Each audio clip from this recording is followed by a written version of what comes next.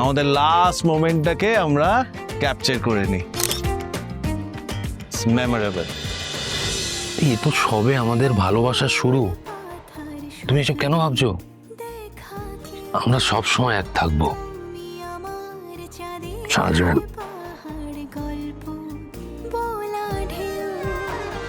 তাই তো রূপ কথাতে তোমার এই মন গলে যাচ্ছে বারে বার, তাই তো চিনে ফেলছে সে তোমায় চিরদিনই। তুমি যে আমার চিরদিনই, তুমি যে আমার চিরদিনই, তুমি যে আমার।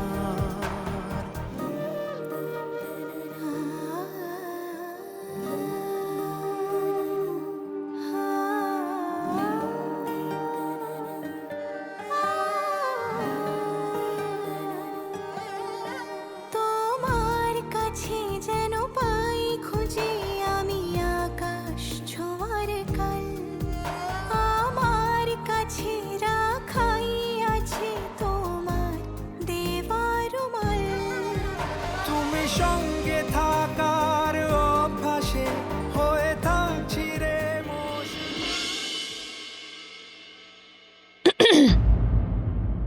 আপনার ব্যাপারটা কি বলুন? ঘুমোচ্ছে। একটু বেশি বাড়াবাড়ি হয়ে যাচ্ছে না? কিসের বাড়াবাড়ি?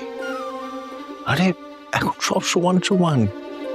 You are my better half now, মানে অর্ধাঙ্গিনী মল্লিকা দেবী।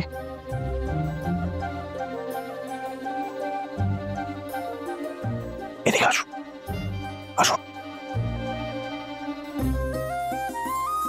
মাথা গরম করে লাভের লাভ কিছু হয় না, সেটা আমি আমার জীবন দিয়ে বুঝেছি। আপনি প্লিজ আমার পাপের ভাগ আর বাড়াবেন না, প্লিজ। মানেটা কি? দেখুন, আমি না আর্য আপনার লাইফে অনেক কিছু করেছি, অনেক কাণ্ড ঘটিয়েছি।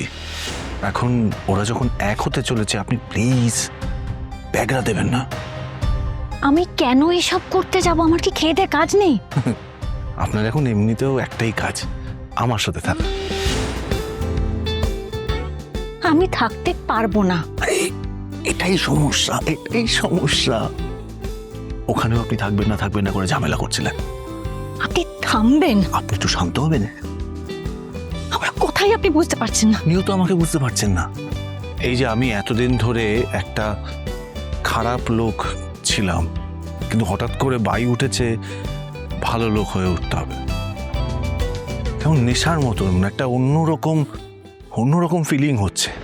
মনে হচ্ছে কতটা ভালো ঢালো হওয়া যায় সেটা দেখি। খারাপ হতে হতে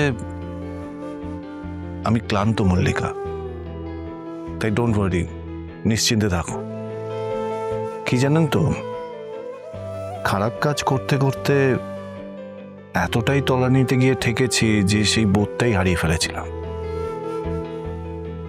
একটা সময় বুঝতে পারতাম যে এর কোনো শেষ নেই, চারিদিক শুধু অন্ধকার। একটা হাতও নেই যে আমার হাতটা ধরে বলবে উঠে এসো। এরকম কেউ ছিল না আমার, কেউ বলেনি একবার যে সত্যি উঠে এসো।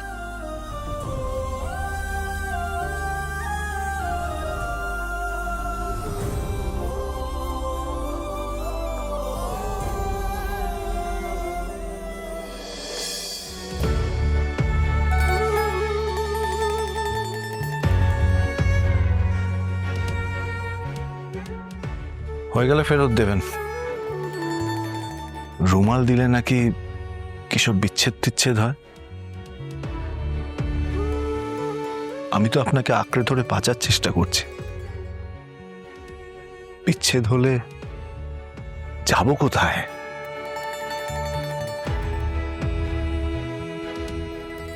আমাকে কেন মনে হলো? মনে হলো, আর সেই মনে হওয়াটা যে ভুল নয় সেটা এখন বুঝতে পারছি।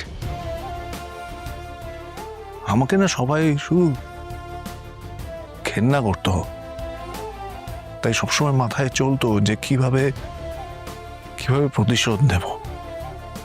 আমার কথা শুনে কারোর চোখে জল আসতে পারে এটা ভাবিনি। আচ্ছা, একসঙ্গে একটা জিনিস করবেন? কি?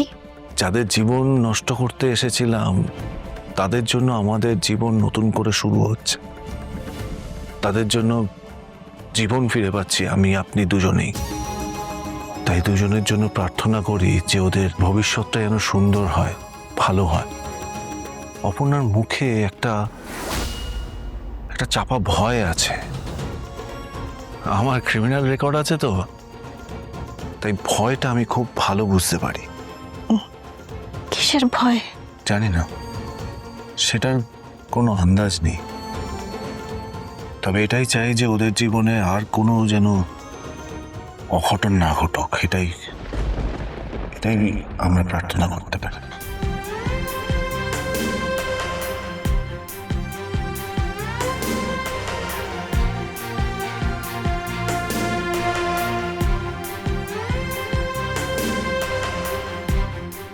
শুধুই ভালো হোক।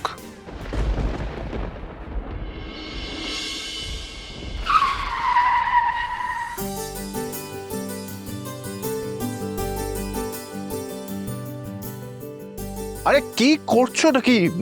আর্য সিংহরায় আমাদের লাগেজ নামিয়ে দিচ্ছে, এটা হয় নাকি কখনো? কেউ যদি নতুন করে জীবন শুরু করে, এই হাতে হাতে করে দিয়ে একটু এগিয়ে দিতে আমার ভালোই লাগে। আর্য স্যার এভাবেই আমাকেও এক ধাক্কায় অনেকটা এগিয়ে দিয়েছিলেন। প্রথম দেখা হয়েছিল অটোতে, সাইকেল খারাপ হয়ে গিয়েছিল বলে অটো নিয়েছিলেন। এ যা লোক, এ সব পারের কোনো বিশ্বাস নেই। আমি প্রথমে স্বাভাবিকভাবেই চিনতে পারিনি।